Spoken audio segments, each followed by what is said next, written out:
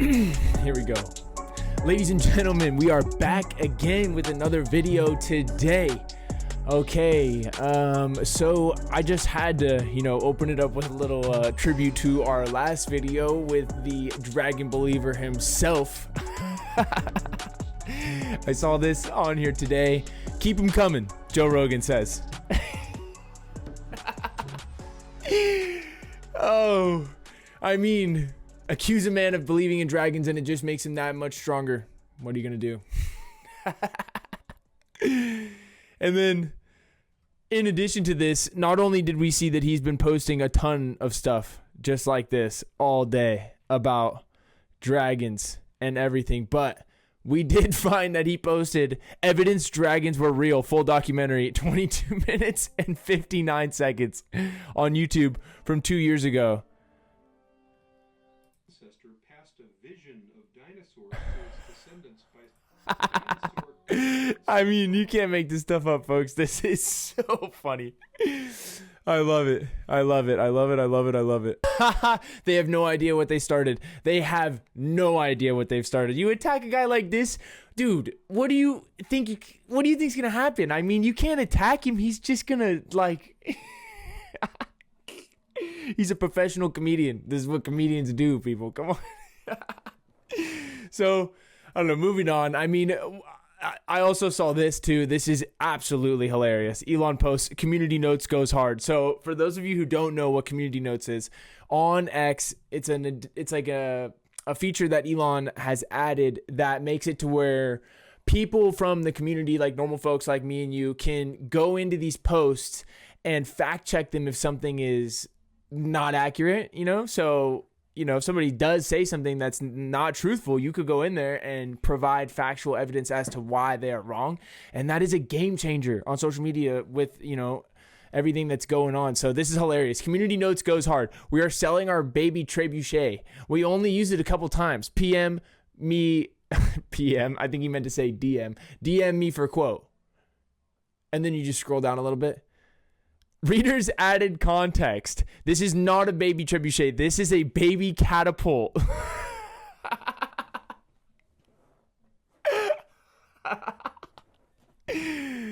Community notes goes hard. Oh, I love it so much. This is so funny. Elon, continue doing a great job in posting all of your funny stuff. We love it. Another thing that I wanted to talk about real quick was this. I saw that Bitcoin yesterday got up to $99,320.63. I mean, that is insane, guys. You know what's crazy about this is, look at this. If you go back, 1 year or so, look at this. Just since October 20th. Just about in a month, it's gone from 61,000 to 99,000. I've heard a lot of people talk about this going to hit maybe 270,000, 280,000. Going all the way back to here, I remember. Right here, 2023, 37,000 for Bitcoin. Everybody was like, it's in the tank. It's never coming back. Don't even worry about buying any. It's not coming. It already hit its peak. It's not. What are you saying? I think it's going to double. I think it's going to double from here. Now, I'm not no crypto pump maniac guy that's knows everything about everything, but I think it's going to double. I think it's going to keep going. I think this is just the beginning. I think anybody who was in it over here, you guys are crushing. And I think anybody who was in it over here, right here, look at this, 2015, $1,200. I have $1,200. Well, I'd have 100,000 right now if I would have bought some. Oh, or like that guy who bought the pizza. I don't know if you guys know about this story, but the guy had like 3 Bitcoin, 300K. He in like 2008 or something or whatever when this started, right? It's like, mid 2010s, and he bought like 2 Domino's pizzas or something for 3 Bitcoin. I bet he's regretting that. I'm sure I've seen like interviews of him like, oh, well, it was nothing at the time. Yeah, make up some excuses. Make up your excuses. Up 6,000%. I mean, this is wild. Look at that. Just like Elon. Shooting for the stars. That is wild. I think it's going to go to 270. I don't really know how crypto is going to play into the market long term, but I do think that this is just the beginning, because when it was here and it went to here and then it dropped to here, everybody said it was done. And then it got to here and then dropped to here, which ain't very much higher than this. What is this? 18,000. This is 17. This is less. This right here, this low is less than its highest peak at first. So it then goes up to what? 100, 150? And then what? Drops probably to lower than this. So there's going to be a point again where maybe you'll be able to get this at 40,000 again. Hopefully I'll be able to take advantage of some Bitcoin. Hopefully I'll be able to buy some. I can't wait to see where this goes. It's probably just going to continue shooting up. Now we just need that Shiba Inu and that Dogecoin to hit. Cha-ching. I love it. Yeah. Crazy. Another thing that I wanted to talk about, just from like a designer's perspective, is the new logo change from Jaguar. I mean, from a design perspective, this is such a staple of the car and the brand and everything that they stand for. I don't see the need to move away from this, especially with it being on the car and being in, this is the timeless look of the brand. I mean, everybody says this, so everybody's like, why'd you go forward? Why'd you change your logo until 10 years down the road? And then, this ends up becoming maybe a huge logo, or maybe this is how everybody's going to do their stuff now. I do have to say, I like the smoothness. I like the circles. I like the continuity of the bends here. Opposed to this does look like a little bit of an older font. This structure, at least of this logo, is maybe a little bit outdated. Maybe something new would be having this and then having Jaguar text be written, maybe like some sort of cool modern futuristic way around the Jaguar somehow. Or what I would have done is maybe taken this and played off of the old design into the new one. I wouldn't have just completely scrapped it and then gone for something new like this, because this is not this doesn't clearly represent Jaguar and what they've already established themselves as a brand, like what they stand for. If you're going to go and make a big move as a brand, you want to make sure that you're moving in a direction that complements your past. You don't want to completely shift it. I mean, unless that's what you're going for, obviously. I'm only a professional, but I mean, unless that's what you're going for and you want to completely derail it and do something completely new, by all means, go for it, because you know what they say, there's no such thing as there's no such thing as bad publicity. But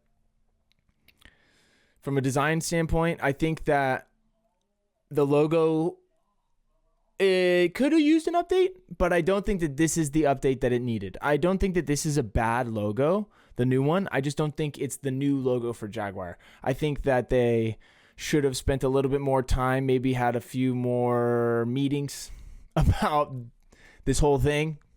And I think that would have been more beneficial to them as a brand.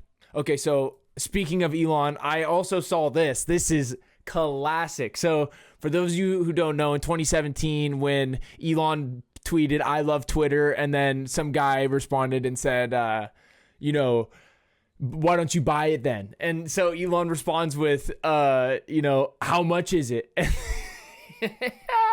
And then that's what, turned into him eventually buying Twitter and turning it into X and everything. And now today you could see that they posted, the Wall Street Mav posted, Comcast is putting MSNBC up for sale. CNN just announced massive layoffs coming. Maybe the new owners will figure out that lying nonstop to your audience is a lousy business model. Facts, dude.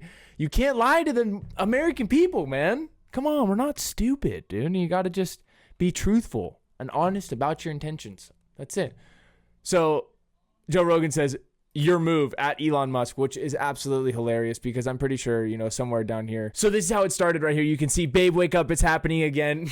And Donald Trump Jr. tweets, or posts on X, whatever. Hey, Elon Musk, I have the funniest idea ever.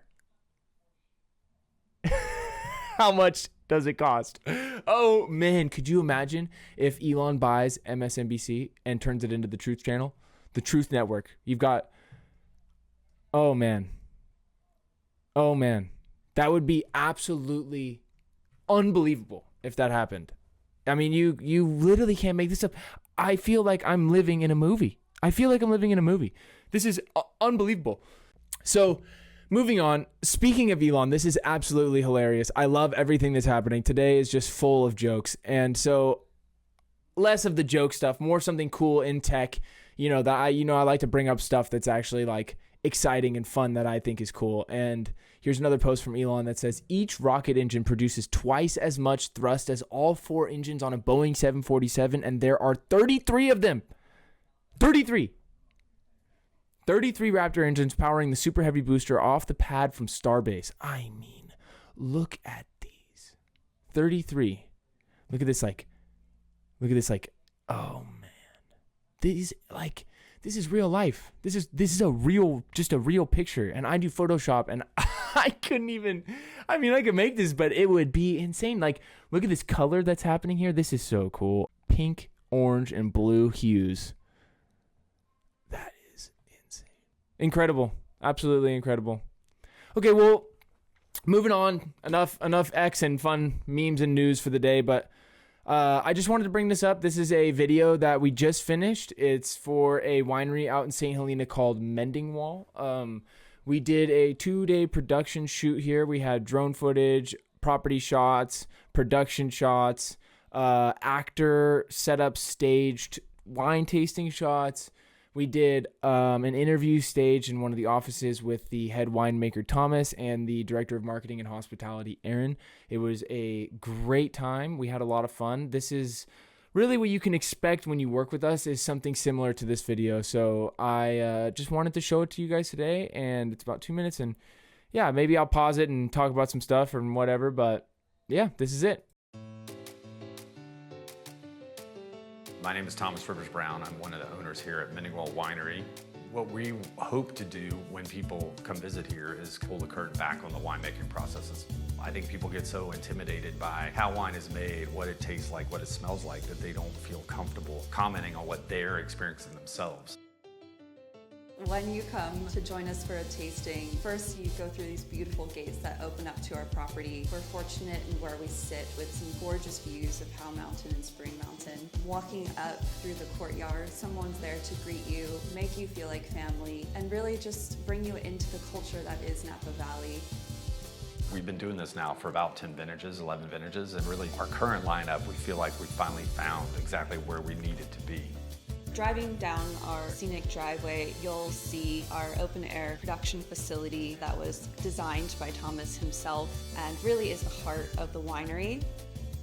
The winemaking here at Mending Wall is an extension of what I've been doing for all the other projects I've been involved with now for almost 30 harvests. Turney Hugh Vineyard is sort of where we all started in the northern part of St. Helena. Turney Hugh was a new relationship for us. I really appreciated the family's practical approach to farming. It's all organic, it's all dry farmed. It's a lot of varietals that first started the Napa Valley. It's what the Italian immigrants first planted when they moved to Napa. So it was nice to get back to sort of a farming viticultural method that harkened back to how the valley first started 200 years ago.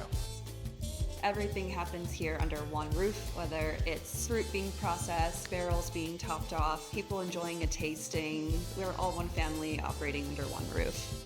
Mending Wall, we purposely kept the program really small. So in order to experience Mending Wall and experience everything that we do here and what makes this place really special, you kind of have to come here. And this is really the best possible way to experience what Mending Wall is all about. Come visit us, come taste. The little pup. We got the dog in there. I literally can't believe that the dog was so cooperative in that. Like, we were just in there filming, we're trying to get this take, and all of a sudden, next thing you know, we're zooming in and the dog comes in with his little bone and just lays down right there in front of the camera. I was like, no way. Unbelievable. I mean, you couldn't have made it up. I couldn't have paid that dog to do that. It was a really nice video. I'm really happy with how it came out. It reminds me of some Discovery, you know, HGTV Wine Hunters show or something like that. I'm really excited with how it came out. Took me about 2-3 weeks to edit. Yeah, it came out really good, and I was pretty excited about it. I have had positive feedback from it so far, so excited to see what it does for the brand. There it is, guys, another one. 13 minutes and 52 seconds, around there. Another video in the books, episode number 3. I appreciate you guys tuning in. If you like this, you are now officially part of the Free Thinkers. Please like, comment, subscribe if you like what I'm talking about. Hit that bell if you want to get notified for more videos in the future. I appreciate you. This is it, man. I'll be back tomorrow, maybe. I don't know.